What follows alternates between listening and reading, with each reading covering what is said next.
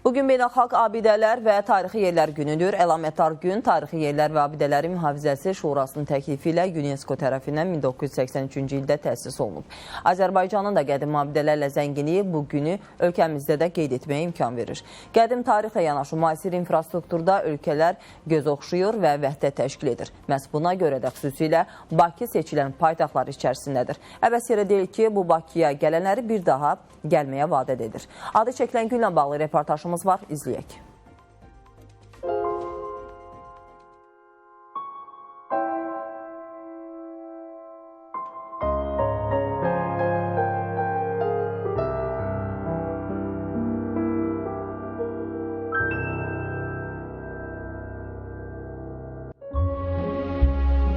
Bugün dünyada Beynəlxalq Abidələr və Tarixi Yerlər günü kimi qeyd olunur. 1983-cü ildə UNESCO-nun qərarı ilə təsis edilən bu günün məqsədi insanların diqqətini abidələrin və tarixi yerlərin qorunmasına yönəltməkdir.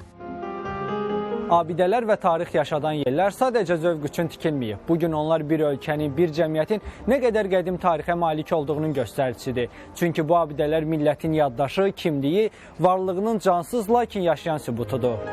Azərbaycan qədim tarixə malik ölkədir. Ölkənin bir çox yerində tarixi qalalar mövcuddur. Onlar zamanında müdafiə, müşahidə məqsədi ilə tikilsə də, həmin dövrdən bəri ətrafında cərəyan edən hadisələrə şahidlik edib. Onlar tək yerli əhəmiyyətli deyil, dünya miqyasında da tanınır. Paytaxtın üzük qaşı olan İçəri şəhər 2000-ci ildə UNESCO-nun dünya irs siyahısına daxil edilib. Qobustandakı muzey 2013-cü ildə Avropanın ən yaxşı muzeyləri sırasında olub.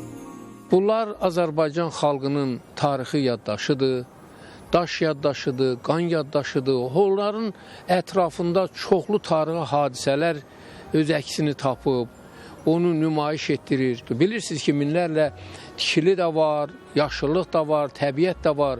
Amma bütün bunların hamısından hər bir xalqın göstərəcəyi ən qiymətli şey onun tarixi abidəsidir. Tarix və mədəniyyət abidələrinə malik olan xalqın qədimliyi bilinir və bu qədimliyi həmin abidələr özündə əks etdirir. Azərbaycanda qədim abidələrlə yanaşı müasir infrastrukturda vəhdət təşkil edir. Paytaxtın bir tərəfində tarixi ilə göz oxşayan abidələr, digər tərəfində isə öz əzəməti ilə seçilən binalar birlikdə ahəngdarlıq yaradır. Onlar da müasir tarixi ilə seçilir. Bu kimi tikililərdən biri Heydər Əliyev mərkəzidir. Müasir memarlıq layihəsi olan mərkəz ölkənin keçmişdən gələcəyə doğru baxışlarını, sabahını simvolizə edir. 2012-ci ildə inşası başa çatan alov qüllələri isə müasir Azərbaycanın odlar yurdu olduğunu simvolizə edir. Şəhərlər də insanlar kimi qocalırlar, amma insanlar qocalıb dünyaların dəyişirlər, şəhərlər isə minillər yaşayır. Ona görə yaşayırlar ki, onların simasının dəyişmək imkanı var. O iqtidardadılar, cavanlaşmaq iqtidarındadılar. Bakının büyün abadlığı da, memarlıq görünüşü də yaxşıdır, müasirdir, cəlb edicidir. Xaricdən çoxlu bizim qonaqlarımız gəlirlər, mütəxəssislər gəlirlər, memarlar, hansılar ki buna peşəkarlıq qiyməti verirlər, çox yüksək qiymətləndirilir. Beynəlxalq Abidələr və Tarixi Yerlər günü münasibəti ilə Mədəniyyət Nazirliyi ənənəyə sadiq qalaraq tabeliyində olan tarix mədəniyyət qoruqları və muzeylərdə açıq qapı günü keçirir. Ziyarətçilərin məkanlara girişi ödənişsiz təmin olunur.